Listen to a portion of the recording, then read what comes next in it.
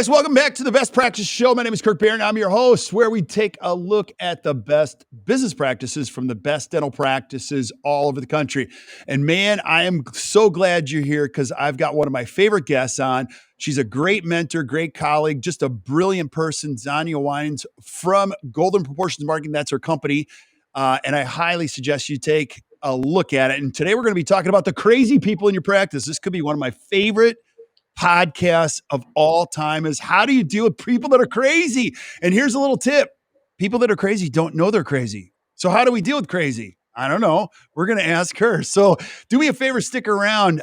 You are going to absolutely love this. Now, I always like to start with a couple show notes, because we get all these emails. I get texts from you guys all day long. I listen to every one of them. Well, first of all, you should get another hobby because that's a lot. But some of you are young dentists and you found us through the COVID conference. You're like, what the heck is this podcast? So here, I'll tell you what it is. I just hang out with my friends. I don't even know that much, but you're going to see I've got a lot of cool friends in dentistry. And so here's what I want you to do. If you're listening on Spotify or Stitcher, iTunes, I don't care where you're listening. Do me a favor. First of all, pull over. Do not keep driving. But pull over and just scroll up. See that little button that says subscribe? Just hit it. Here's why. I want you to keep showing up every single week because you're going to see every single week, I'm going to bring you a brand new expert in dentistry that's going to give you the greatest stuff to improve the way you think and look at your dental practice so you can create a better practice and a better life. And I don't want you to miss out. So hit the subscribe button. Number 2, people ask me this question all the time. What the heck do you do? Heck, I don't even know what I do sometimes, but I spend a lot of time just helping dentists. In our core business, we are practice coaches. So let me tell you exactly what we do. So if you're a practice owner and you're listening and you're like, you know what? I don't know. My team isn't getting along so well. The culture isn't as good as it used to be. And I know I got to have a healthy culture. That's what we do. Or if you're sitting around thinking, I don't want to write off 35% or 45% every single year to all these PPOs and they're sucking the life out of me. And I actually want to get paid for what I do. That's what we do.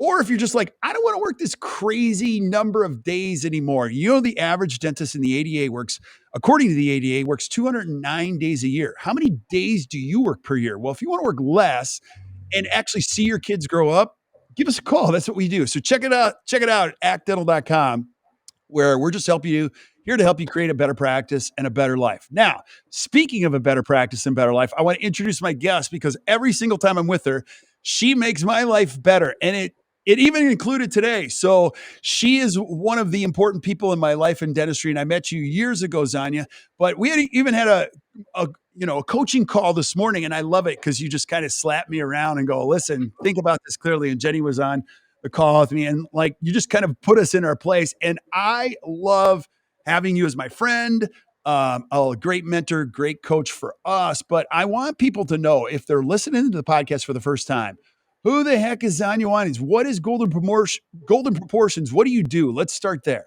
Okay, so who am I? I am the owner and founder of Golden Proportions Marketing. We are an agency that is specific to the dental industry. So that means we only work with dentists, private practices, consultants within the dental industry. We live and breathe this. And part of that reason is because I am married to a dentist. And I'm so passionate about marketing because I have, over the past 20 years, watched doctors get so taken advantage of by these companies that just promise something that they can't deliver. So this is why I love doing things like this, is to help educate doctors. And then when they're ready to do marketing, that's what we help them out with. We'll do a strategic plan. We'll develop all of the strategies, website, paid search, social, logos, you name it. And then we're going to measure the heck out of it. Yeah. So that's what I do. I think you can do more than educate us today. You're actually going to throw us a life raft because we're drowning with crazy. Now, first of all, we're going to, the actual title of this podcast, I think we're just going to call it How to Manage the Karens in Your Practice. Now, if you haven't heard that term, now I've heard it. Xaña, let's start with that. When you say how to manage the Karens in your office, what the heck does that mean? And let's start there. So first, I have to apologize to all of the actual Karens that are out there listening. I know it's offensive that you feel like your name is being taken and used this way, but it is kind of a cultural term now. So Karens came about a couple of years ago. when some really conservative women started basically like trying to direct other people's lives. They felt like they knew better than someone else. They were often actually reporting Black people for doing something that was perfectly normal. So there became this term of a Karen, and really what it turned into is Karens are busybodies. They are the people who feel like they know better and they are going to correct whatever situation that they feel is not going the right way, whether you agree with them or not. Right, right. So whatever term you use, and there's a lot of them out there, don't worry about the name. We're going to actually talk about how you manage them. And I don't know, okay, so let me ask you this question. This is an important topic because you deal with reviews and all this. And if you're a dentist, you know you get this. You get the 1-star review from a person who's nuts. And then you try to reason with somebody who's nuts, and then it gets worse. You know how this is. And then you start to panic, you sweat a little bit. Like, Xaña, do you think people are getting crazier, or are we just more aware of the craziness?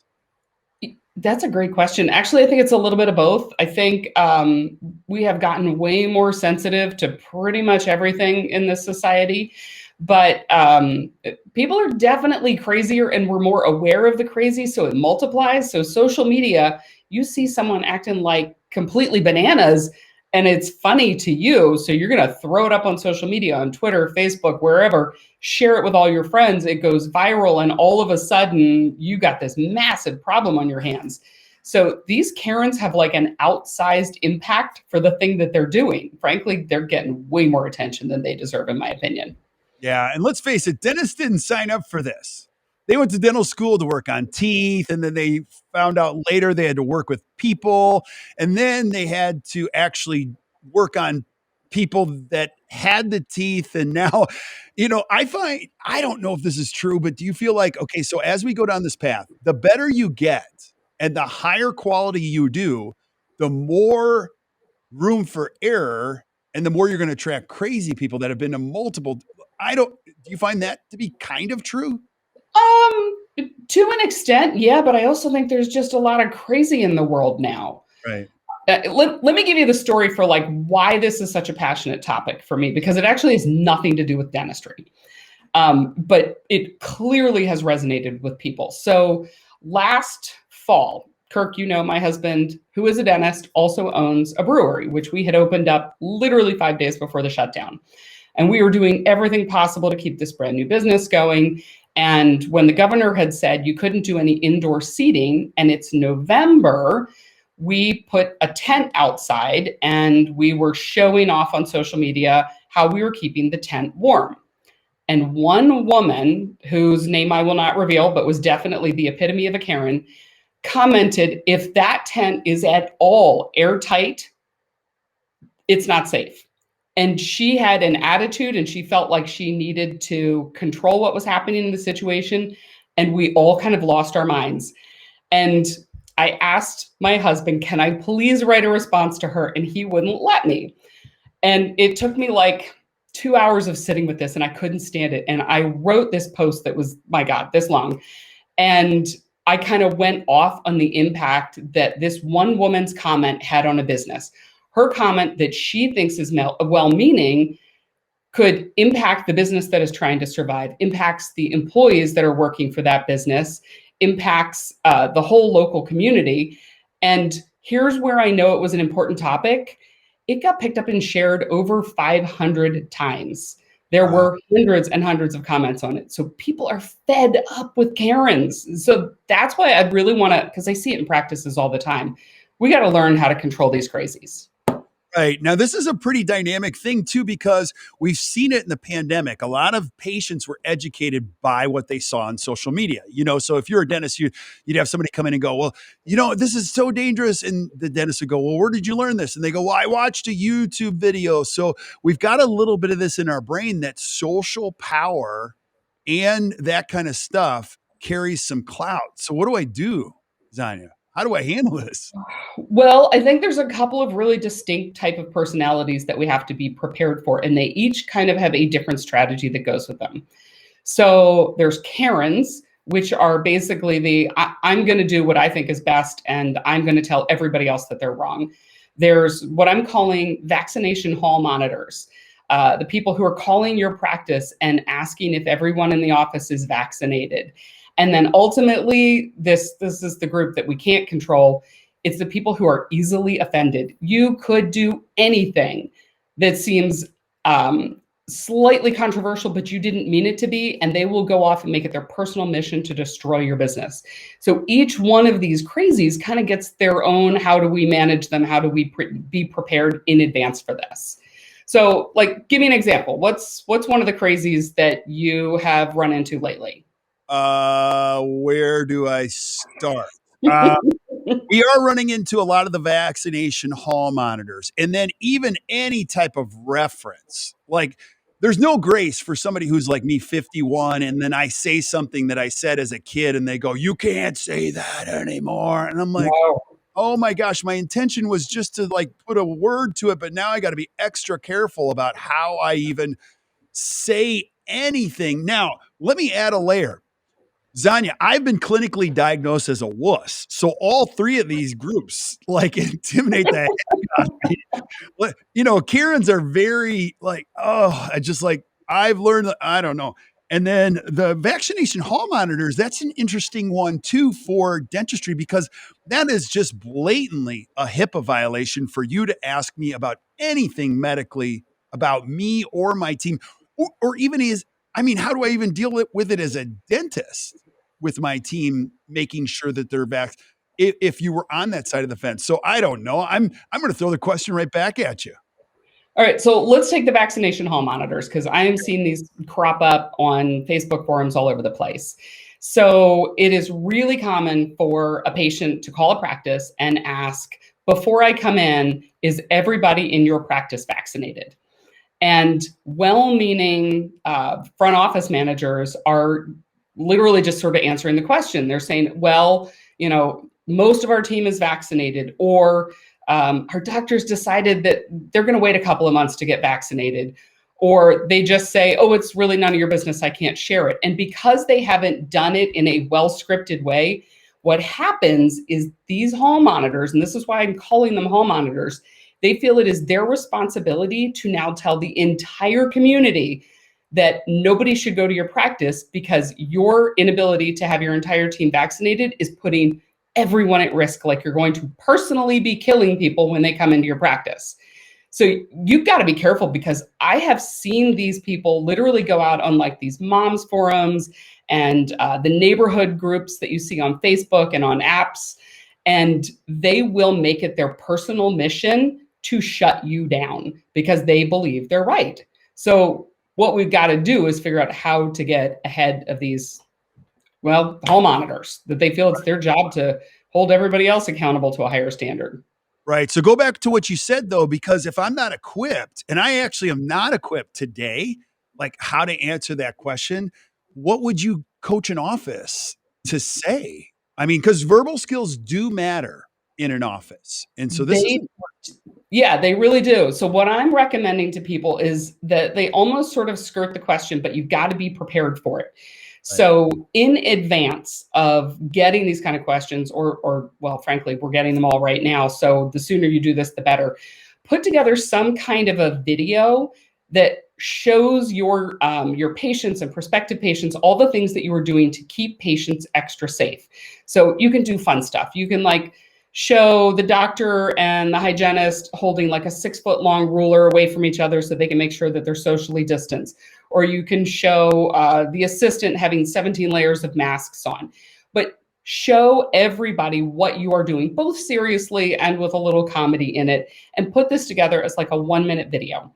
And then you need to be proactive about it. Like, you need to put this out on social media and say, we want to share with you all of the things that we are doing to keep you safe when you come in for your visit.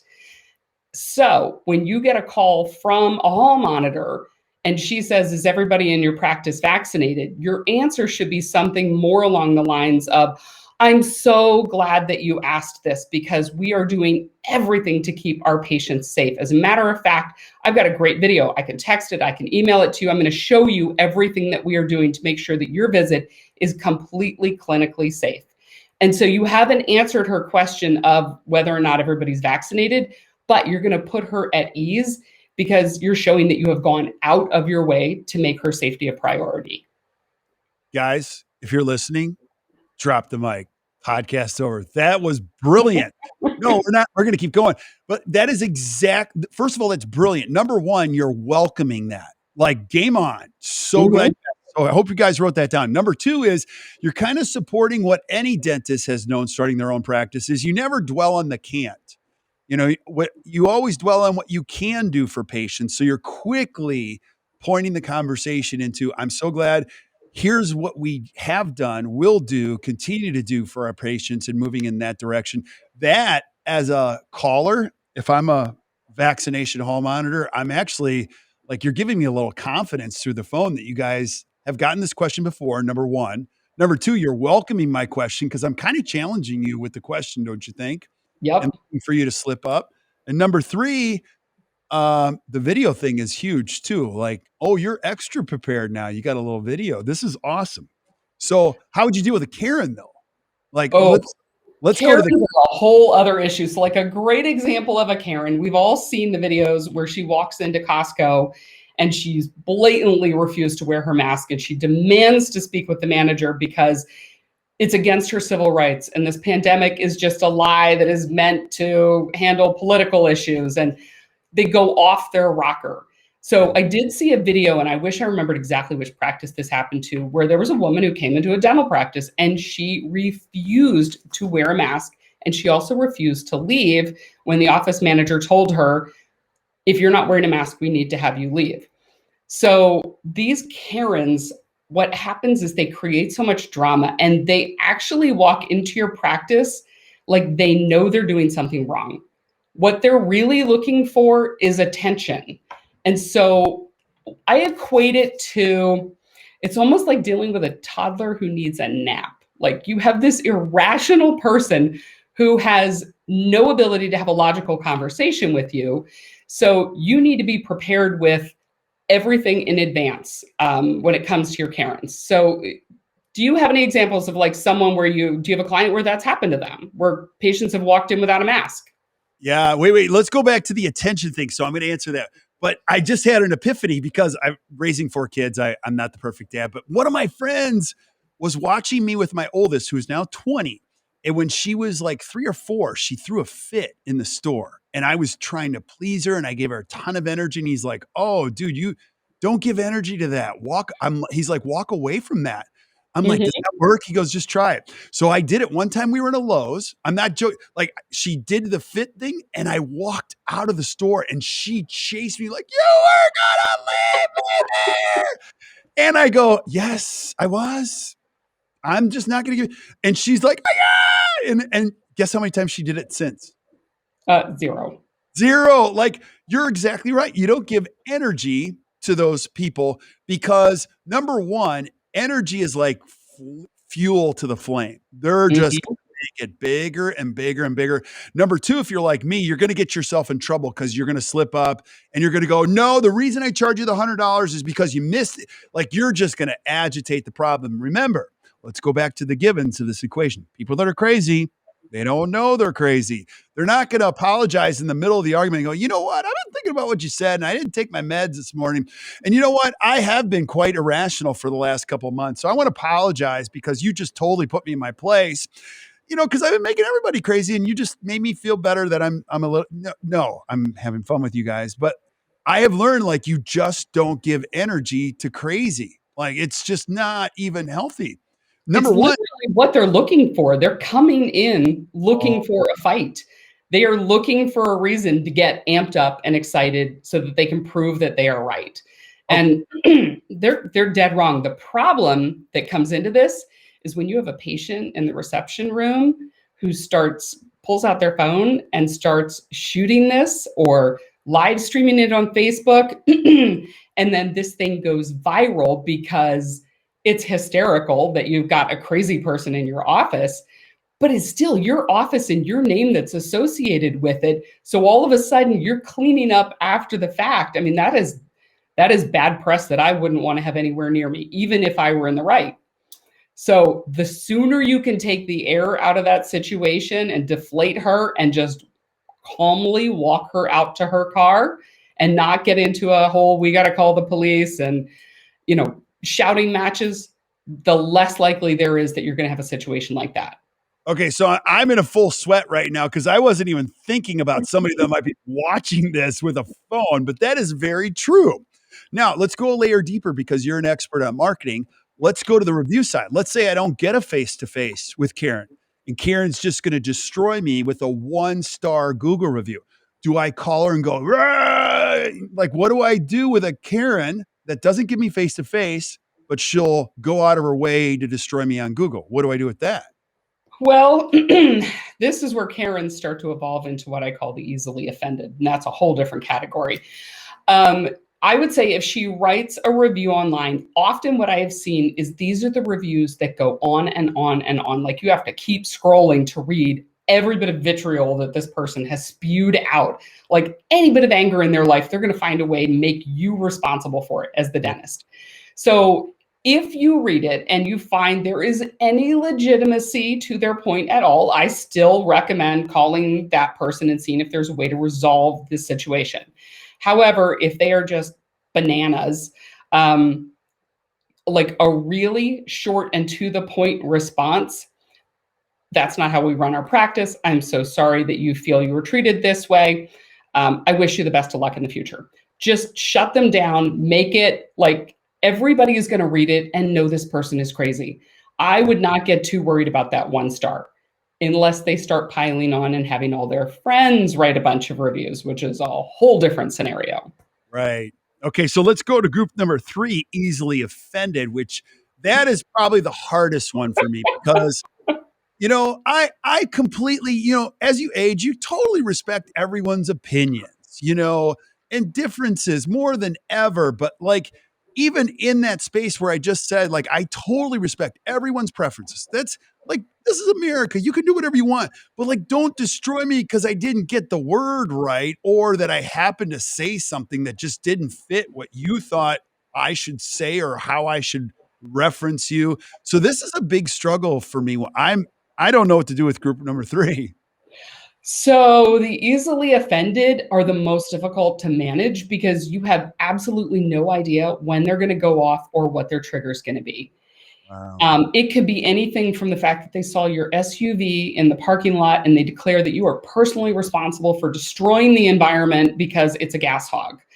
Or they could see you take off your gloves twice during a procedure because you had to type some notes in, and now you're destroying the environment because you're wasting gloves. They can be offended by almost anything.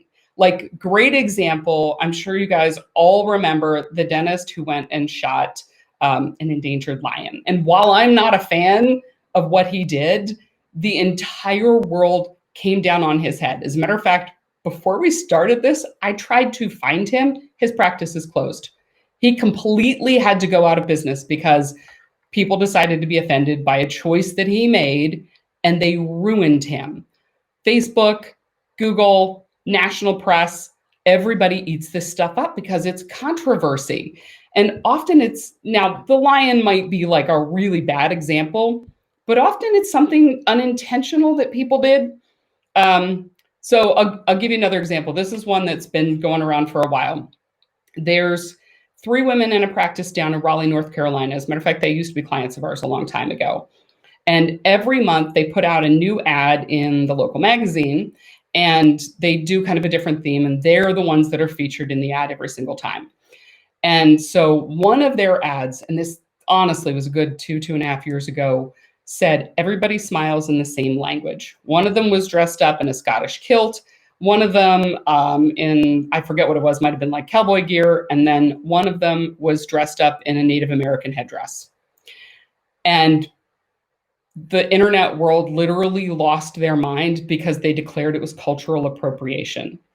These women, just because I needed to see what was going on, there were literally hundreds of nasty negative reviews on Facebook, on Google, because everybody else that, the one person who gets offended gets all of their friends to get like ramped up and offended as well. And then they go write all of these horrible reviews.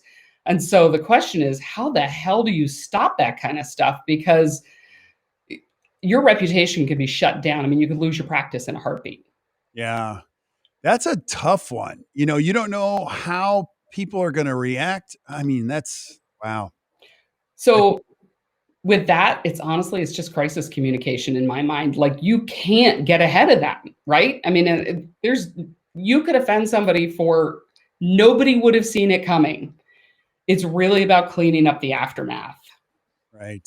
Right. I think in the end, like I love what you said earlier is like just focusing on what it is that you're doing proactively. Another thing as a dentist, you know this, like long term, you just want to find the right people that care about the same things that you care about. The more you go for the masses, you're going to have people that care about everything. And a lot of Mhm. that stuff is just not important to you. You're going to find your favorite people just they're your jam. They're your type of patients, type of a thing. So this is going to be interesting. I think it's going to get a little bit more dicey as the future goes on. That's just my prediction, and they're usually wrong. But like it's one of those things where I don't know the things that we used to stress about. We don't we stress on more now than we ever did, thinking about personal perception, the image on the internet, and then if you're a Social Dilemma fan, which only watched it one time, and I will tell you if you haven't seen it, you got to watch it. It's a 90-minute documentary. The one takeaway that I got more than anything is people will not know the truth in the future because they're going to be taking it from social media, and so I think it's really important. What you're telling us today is just get your head ready for this stuff and be ready for the questions and the comebacks and their comments, right? Absolutely. So when you've got you're easily offended, there is one way to diffuse them. They are just looking to be validated. So let's say you have that patient who's sitting in the chair and she asks, "Is that your SUV out there?" And you are proud of it or whatever, and you say yes. And then she goes off on a tangent about how you're destroying the environment. You could immediately, like the gut reaction is to get defensive, right? That was your choice of car. It's got great gas mileage, but she's never going to believe you. So instead of debating her on this particular issue. And I hate to say her, but it is almost universally women that do this. You're going to Validate get people with that. I know. Sorry, You're I'm going a straight, woman. I get it. you're going straight to hell on that one. So like, Oh, yeah. no, no, keep going, keep going. So just validate them. So if she's going off about how you're destroying the environment, take a step back, pause, and say, you know what? That's actually a great perspective. I guess I never thought of it that way. This seems to be something you're really passionate about. Tell me what you're doing to support the environment. What do you think I could be doing? And just let them have some power in this situation. They're going to feel like you're invested in a solution as opposed to fighting them on the situation. I learned a long time ago, it is a lot better to just let people believe they're right, whether or not they are. If you need to not have conflict, let it go. It doesn't matter whether you're right or wrong. Let them believe they're right. Yeah, that is so good. Now, you guys, this is why I love her so much. Now, I'm having all these weird epiphanies in my brain while you're talking. I'm like, that's so good. If you're a man listening to this, let's go to the man side of things. You guys know this. And then my wife is very healthy, emotional. Like you always know, like you can be right or you can be married, but you can't be both. You know what I mean? So like I like being married. So that's kind of so there's arguments. You're like, all right, all right, totally cool. I'm cool with this. Now, the other thing I've learned too is I learned this from somebody a long time ago. Instead of being frustrated, be fascinated. And I found that to be absolutely true with even family members that just do not agree or take a strong stance on one side of the fence or the other. And they're trying to convince everybody in the room to come over to where they're at. That's worked for me. I'm like, wow, that's so fascinating. So tell me why. Like, what do you think? Like, what do you think's happening? Wow, I'm fascinated. That's fascinating. Because you're not going to change them. You're not going to have. You're not. Now, I also love your question going back. Like, oh, wow, tell me about that. Like, that's wow. What are you doing to save the environment? Like, that's kind of like, hey, right back at you, don't you think? A little bit type of a Well, thing. it's clearly an issue they're passionate about. So they're very proud of whatever they're doing and they are looking for that recognition and validation that they're right. So when you ask them about it, you have basically said, you are an expert on this. You are powerful and I could learn from you. I just believe in the power of asking people really great questions because you can learn so much about them. And honestly, by the end of the visit, you will probably have a raving fan of your practice because you do not want the other side where the world decides to skewer you online on Facebook and Google and write hundreds of horrible, nasty reviews and basically get your practice shut down. So in this case, you kind of got to swallow your pride a little bit. Yeah. This is really good training. So if you're a young dentist, this is kind of like a non-negotiable to build a great practice. Kind of like an airline pilot where they have to go through verbal training. Like when something bad happens, they get on the, hey folks, sorry, just went through some turbulence. We'll be fine. And then he hangs up. He's like, dude, that was bad. You got to learn how to communicate and bring the calmness down. Any last thoughts you have on this, Xaña? Because this is so good. The last thought I would have is if the fire rages out of control and it's a little too late, if you didn't say the right thing to this easily offended person, and they are destroying you online, you can basically take your Facebook page offline for 30 days. It does not shut it down. It does not cancel it or delete it. Let's basically take the air out of the fire. Now, they can still write their reviews on Google and go crazy there, but you can actually flag all of these reviews as inappropriate, tell Google, these are not my patients.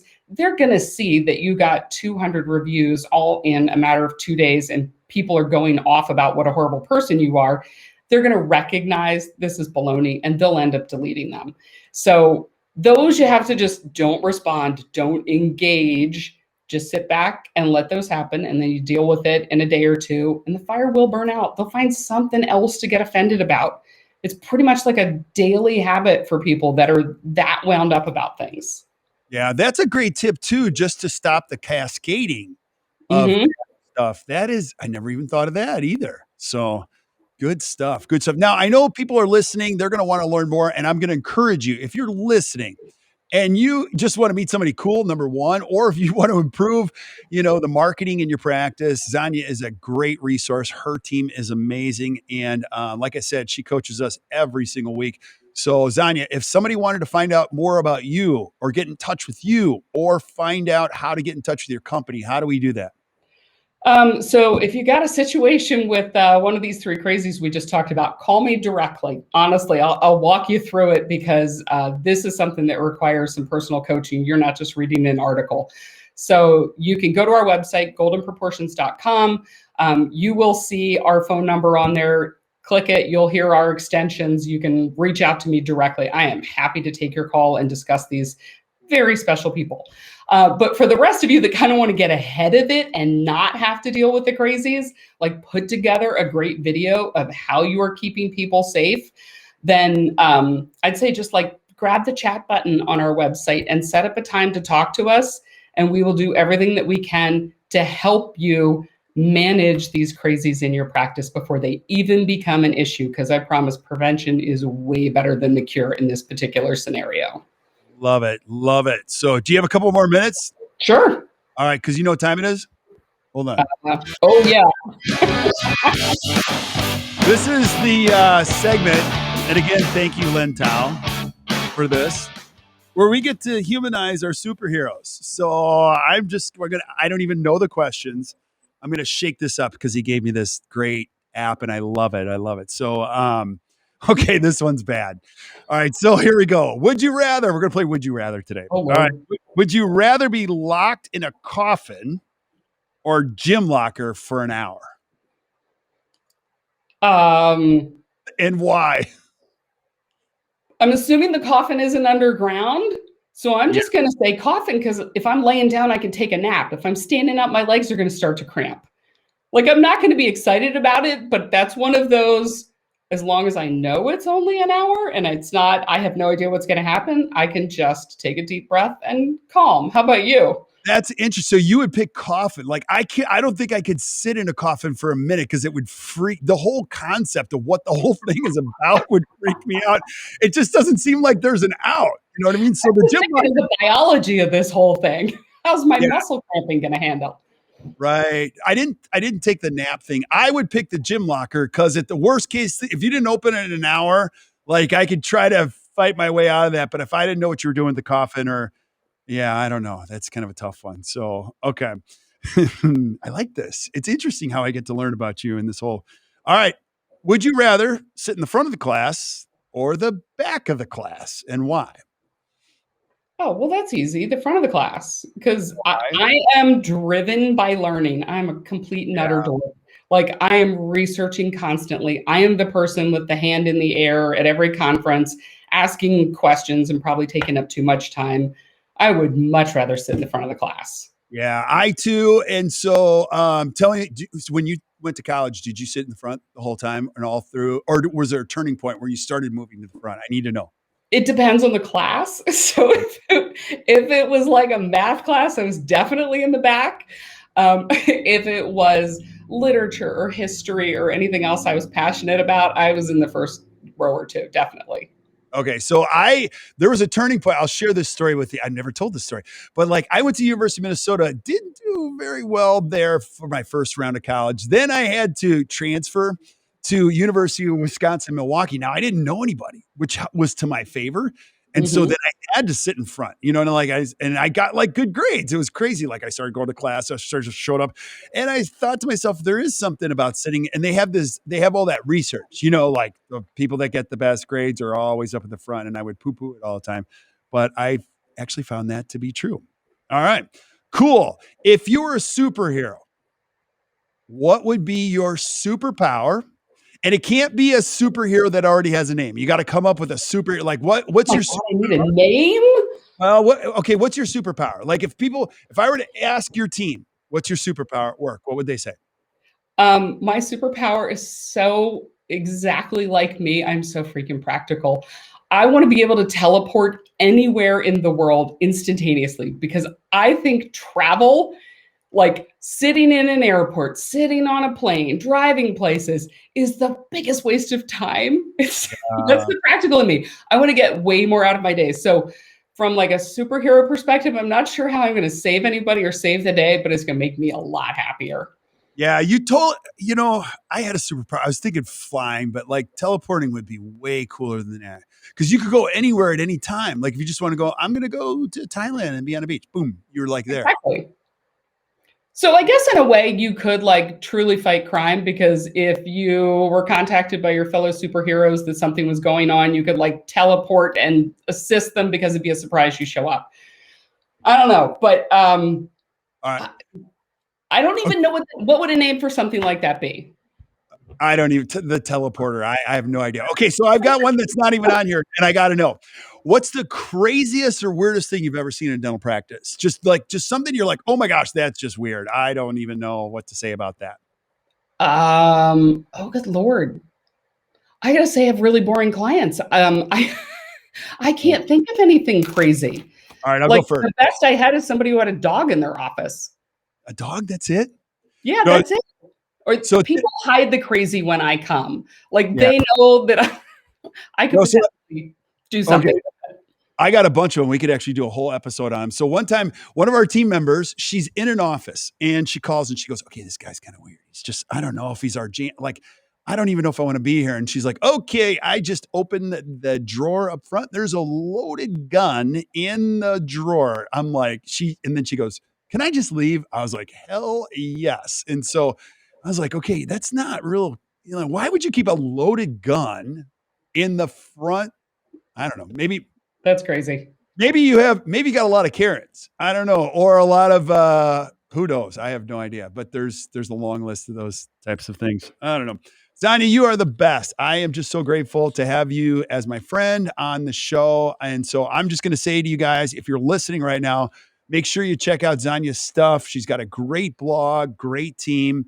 And I know you're going to be doing some more stuff on the Act U platform, Act marketing courses, and I'm going to encourage you to check that out. So thank you guys for listening today. Hey, if you enjoyed today, just do us a favor, hit the share button, share with your friends. Keep sending us suggestions for things that you guys want to see. And you're going to see we're lining them up left and right. So until we see you guys next time, or you hear from us next time, keep watching the Best Practices Show. You guys enjoy the rest of your day.